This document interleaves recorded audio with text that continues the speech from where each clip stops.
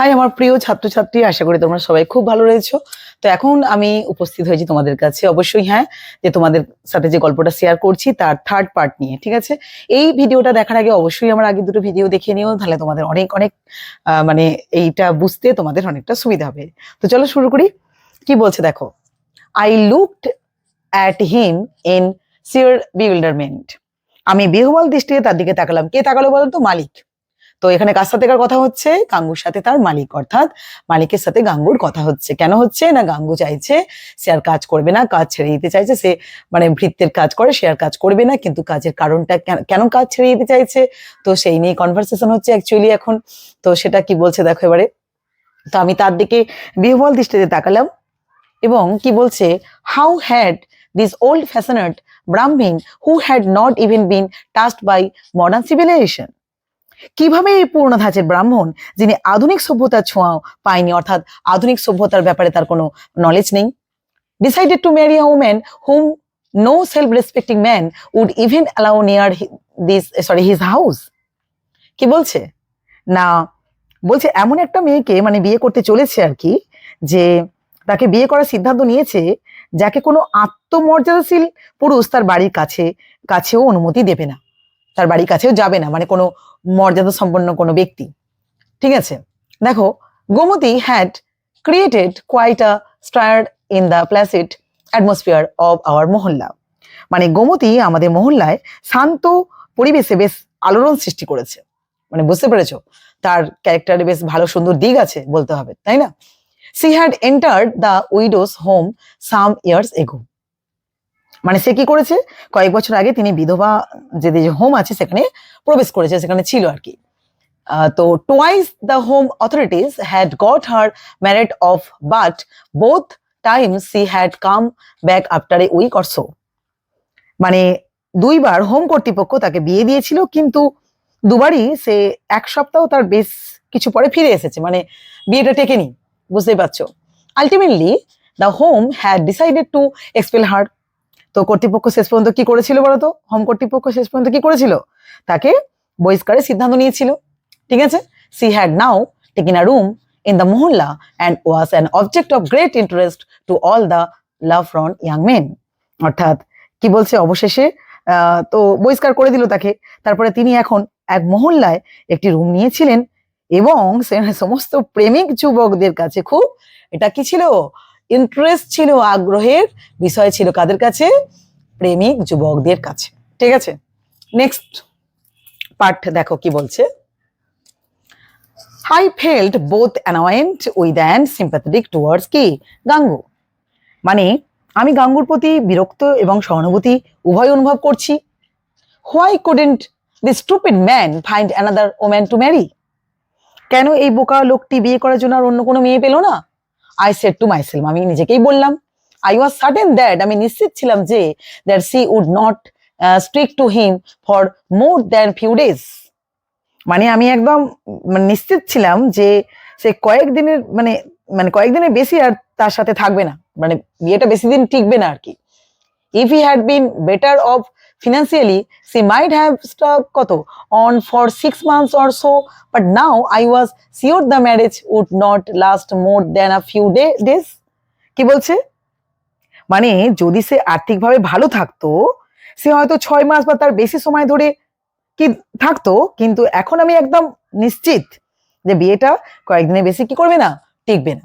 ঠিক আছে, তারপরে কি বলছে দেখো, are you aware of her past, I asked him.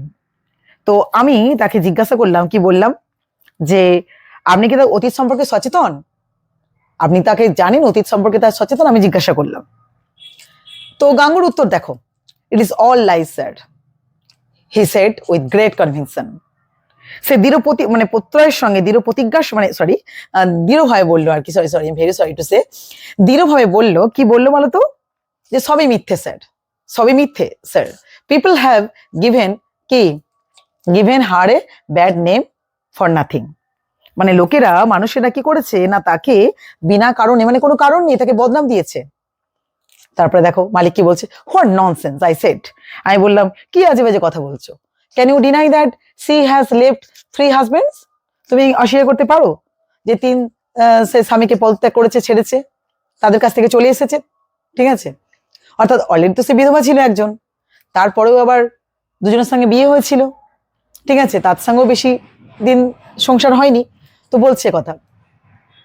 তো এবার গাঙ্গুর উত্তর শোনো, গাঙ্গু উত্তরে কি বলছে, what could she do, what could সে কি করতে পারে, রিপ্লাই গাঙ্গু হচ্ছে আনপারটারবড, অর্থাৎ গাঙ্গু বিরক্ত না হয়ে উত্তর দিল, বিরক্ত না হয়ে কি করলো, উত্তর দিল, রিপ্লাইড করলো, কি করলো, if those people turned her out, যদি লোকে তাকে বের করে দেয় সে কি করবে, তার কিছু করার নেই, ঠিক আছে।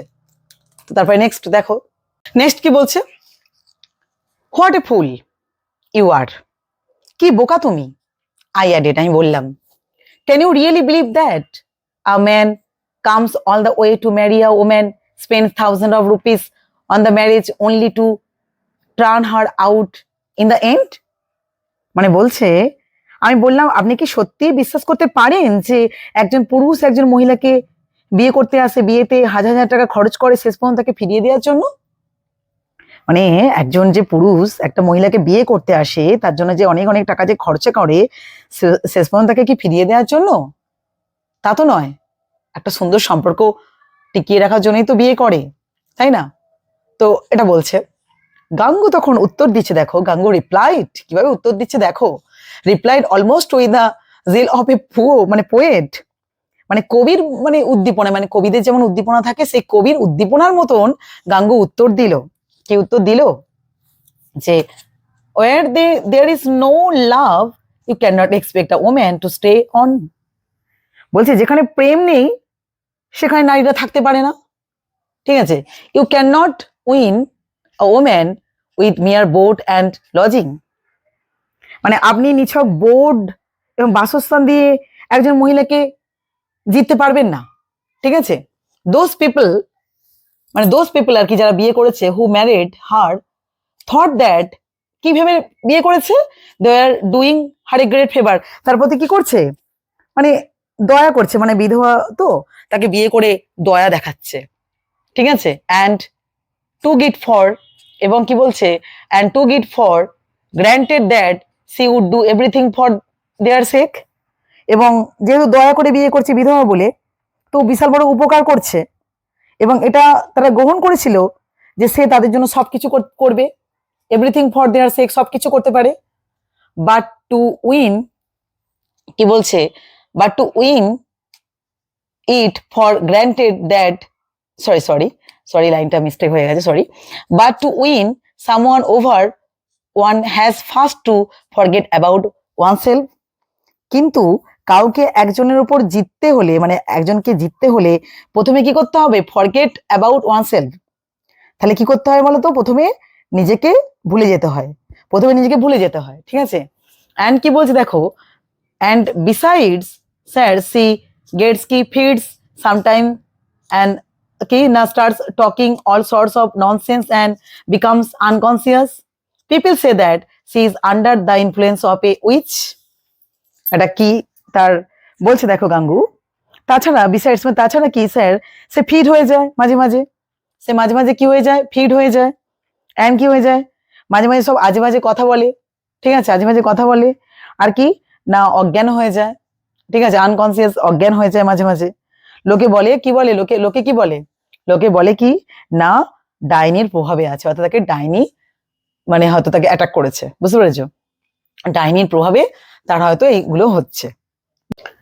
Next, and you want to marry such woman, I said, আর তুমি এমন একজন মহিলাকে বিয়ে করতে চাও, আমি বললাম, don't you realise that you are asking for trouble, তুমি কি বুঝতে পারছো না যে তুমি কষ্ট চাইছো নিজের, Gangu replied in the tone of a martyr, শহীদের সুরে, মানে শহীদের মতন করে বললো, শহীদের সুরে জবাব দিল, গড উইলিং, গড জানে, কি জানে, I shall make something of myself, আমি আমার নিজের জন্য কিছু করব, ইফ আই গেট হার, যদি তাকে পাই আমি, ঠিক আছে। So you have decided finally, I asked him, তাহলে কি বলছে, তাহলে অবশেষে তুমি ফাইনালি ডিসাইড করে নিলে, সিদ্ধান্ত নিলে, I asked him, yes sir, he replied, সে উত্তর দিল হ্যাঁ। দেখো নেক্সট, তো all right I said in the case I accept your resignation. ঠিক আছে, আমি বললাম সেক্ষেত্রে আমি আপনার পদত্যাগপত্র গ্রহণ করি। ঠিক আছে, নর্মালি সাধারণত I don't believe in old customs and meaningless tradition. সাধারণত আমি পুরনো প্রথা, অর্থহীন এই সমস্ত ঐতিহ্যতে বিশ্বাস করি না। In this particular case, এই বিশেষ ক্ষেত্রে, however, I consider it definitely dangerous to keep in the house a man who was intent on marrying a woman of such doubtful reputation. কি বলছে? মানে এখানে বলতে চাইছে এই ক্ষেত্রে আমি এমন এক সন্দেহজনক খ্যাতিসম্পন্ন একজন মহিলাকে বিয়ে করার ইচ্ছা, যে মানে ইচ্ছা যার হয়েছে আর কি, সেই পুরুষকে ঘরে রাখাটা অবশ্যই খুব বিপদ বলে মনে করি। ঠিক আছে, it might lead to all sorts of complications. কি হতে পারে? এই জন্য সব ধরনের জটিলতা নিয়ে আসতে পারে। টু মাই মাইন্ড, মানে আমার মনে হয়, Gangu is marrying this woman was behaving like a starving man. আমার মনে হয় গাঙ্গু এই মহিলাকে বিয়ে করার সময় একজন ক্ষুধার্ত পুরুষের মতন আচরণ করছিল। দ্যাট দ্য পিসেস অফ মানে ব্রেড, মানে রুটির যে অংশ, রুটির যে টুকরো, was dry and tasteless, was immaterial to him. মানে রুটির যে টুকরো অংশ বা শুকনো মানে রুটির টুকরোটি শুকনো এবং সেটা স্বাদ ছিল না, তা তার কাছে অমূলক ছিল, সেই ব্যাপারটা তার কাছে কিছু নয়। I consider it was to keep অ্যালোভ।